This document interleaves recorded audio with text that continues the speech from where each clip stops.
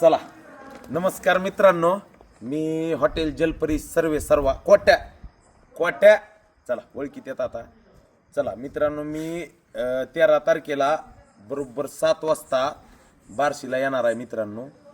छत्रपती शिवाजी महाराज चौकात 7 heaven bakery and ice cream, Ranjit Bapu Jadhav युवा उद्योजकाला आणि मला आवडतंय. आपले युवा उद्योजक पुढं चाललेत, त्याच्यासाठी त्या माझ्या भावासाठी मित्रांनो मी सगळे कामं सोडून बार्शीकरांसाठी खास भेट बरोबर संध्याकाळी 7 वाजता मित्रांनो मी येणार आहे.